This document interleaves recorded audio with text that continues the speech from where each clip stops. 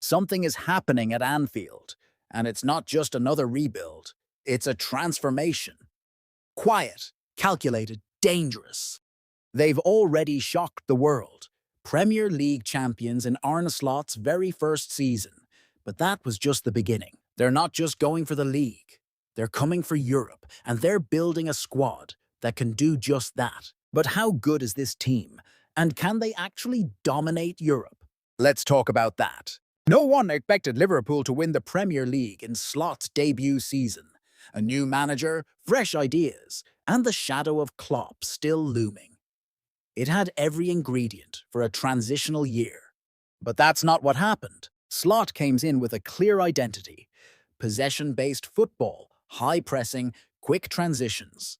The players bought in, and it clicked almost instantly. From the opening weeks, Liverpool looked sharper, hungrier, and more structured than they had in years. And while City and Arsenal kept pace for a while, Liverpool had that extra gear. They finished strong. No flukes, no drama, just pure consistency. But for every high, there was a low. In cup competitions, Liverpool collapsed. First, the domestic cups. They lost not one, but 2 trophies. Newcastle outplayed them in the EFL Cup final. Then came the real embarrassment. Plymouth Argyle. A lower league side knocked Liverpool out of the FA Cup.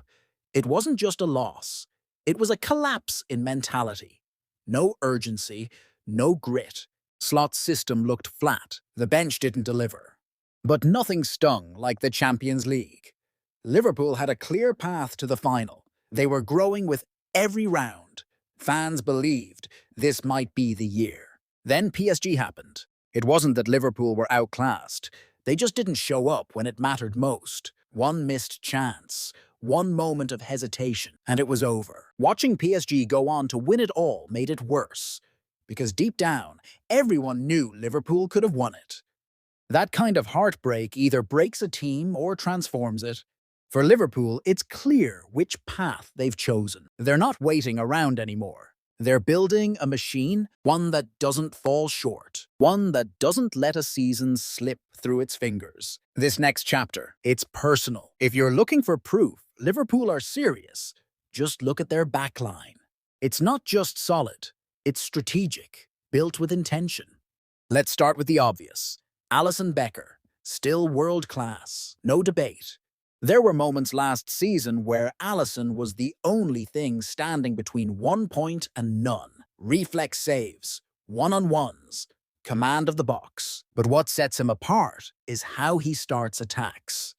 Slot wants to play out from the back, and Alisson fits perfectly. He doesn't panic under pressure.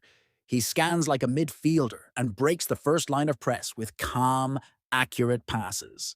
In front of him, Van Dijk and Konaté, familiar names, still elite.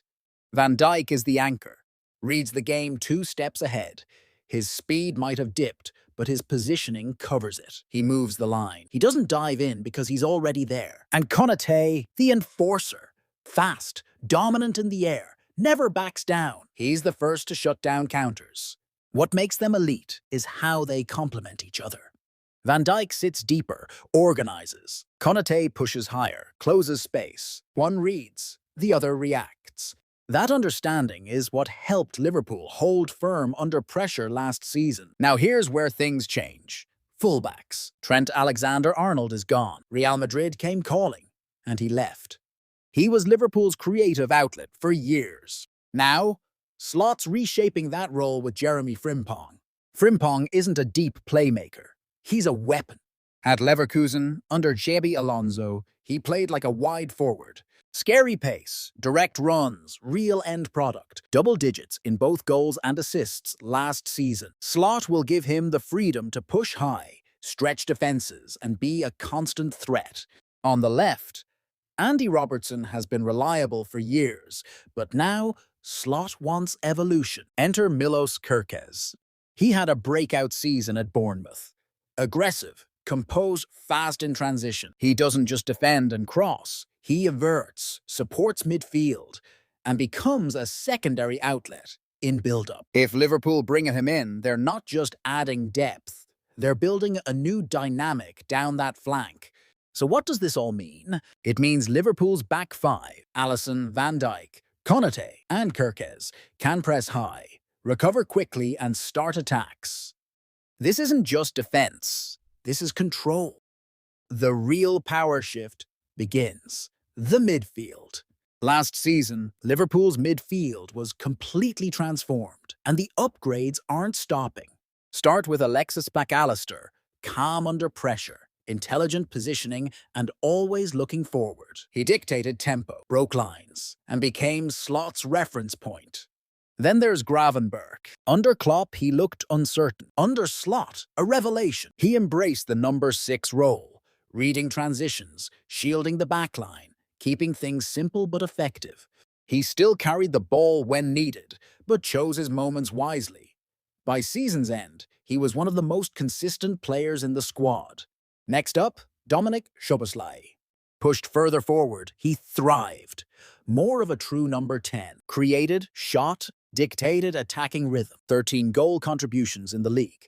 But the numbers don't tell the full story. It was his vision, energy, and willingness to take charge that made him Liverpool's most dangerous midfielder in tight moments.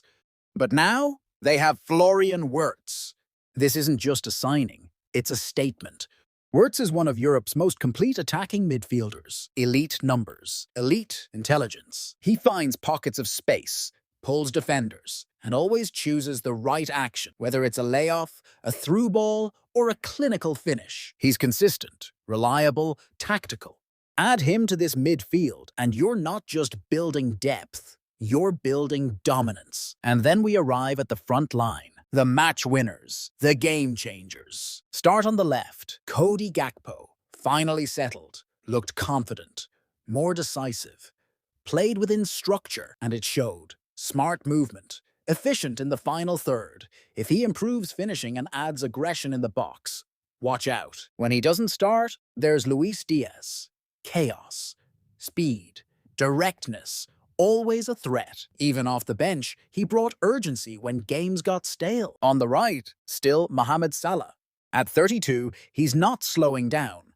55 goal contributions in 52 games. Still scores. Still destroys defenders. Still delivers. But now, it's not just the goals. It's his leadership. He carried Liverpool through tough stretches. Proved he's not done, not even close. In the striker role, Hugo Ekitike is a modern, versatile forward with a rare blend of physical presence and technical finesse. Standing at 6'2", he offers aerial threat, but what truly sets him apart is his close control, agility, and ability to dribble through tight spaces. He's comfortable playing as a central striker or drifting wide, perfect for Liverpool's fluid front line. His off-the-ball movement is intelligent, constantly looking to stretch defenses or drop deep to link play. Ekitike's pressing intensity fits perfectly with Klopp's philosophy. He doesn't just wait for chances, he works hard to create them, hunting the ball and forcing mistakes from the backline. His ability to combine quick 1-2s, glide past defenders, and maintain composure in the box gives Liverpool another weapon against deep blocks. A type of player who can unlock tight games. Tactically, he brings flexibility and depth. He's young, coachable, and hungry. The type of profile Liverpool thrives on developing. And now, the big one. Alexander Isak. This guy is electric. Fast, fearless, and absolutely lethal in front of goal.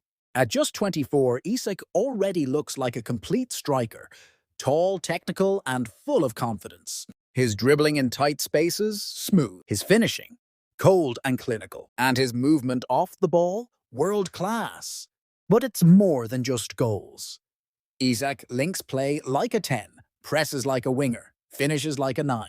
That kind of versatility is priceless in a system like Slot's. He thrives in pressure.